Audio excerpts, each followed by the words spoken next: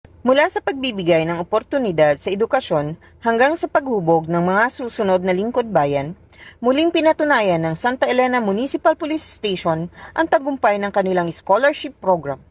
Matapos ang pagtatapos ng 2 pang scholar sa ilalim ng project Be a SAMP Scholar, isang programang alinsunod noong 2018 upang matulungan ang mga kabataang nangangailangan ng suporta sa kanilang pag-aaral. Nitong Hunyo 16 ng taong kasalukuyan, nagtapos sina Mariel O. Alcazar at Wilmar V. Acuña sa kursong Bachelor of Science in Criminology sa Santa Elena Camarines Norte College Incorporated.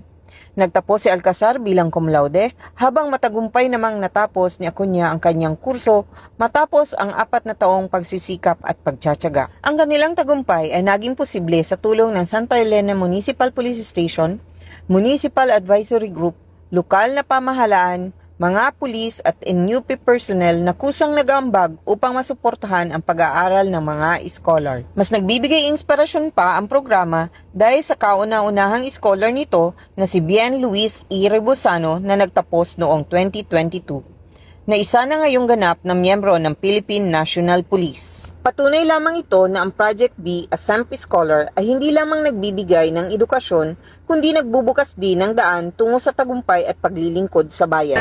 Sa buong apat na taon po ay sinuportahan po kami ng Santa Elena Municipal Station po bilang isang scholar po. And ngayon po, nagpapasalamat po ako ngayon sa lahat po ng tumulong, lalo-lalo na po sa Santa Elena MPS po. Salamat po ako sa buong SEMS sa pamumuno po ni Sir Noel Arimado. Ako po ay sobrang natutuwa dahil po meron na naman tayong 2 scholar na makakapagtapos. Scholar po ng ating PNP sa pamamagitan po ng kanilang SEMS Scholar. Maraming salamat po sa buong kapulisan ng Santa Elena Municipal Police Station. Maraming salamat po sa tulong ng Santa Elena MPS. Dahil sa inyo, nakagraduate yung anak ko. O hindi dahil sa inyo. Siguro hindi nakapag-aral. Kaya maraming salamat po. Kapasalamat po kami sa PNP po na nakatapos po ng 4 na taon na kursong criminology ang anak po.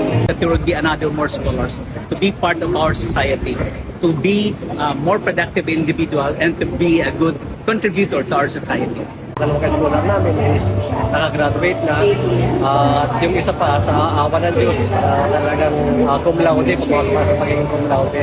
At siyempre yung isa hindi rin naman nagpahuli. At pagkatapos itong dalawang scholar namin na nag-graduate ngayon, kukuha na naman kami ng panibagong scholar para sa susunod na taon. Mula sa Camarines Norte Police Provincial Office, ito si Police Chief Master Sergeant Christine Hidais nag-uulat para sa Police News Network. Bagong PNP para sa bagong Pilipinas, serbisyong mabilis, tapat at mararamdaman.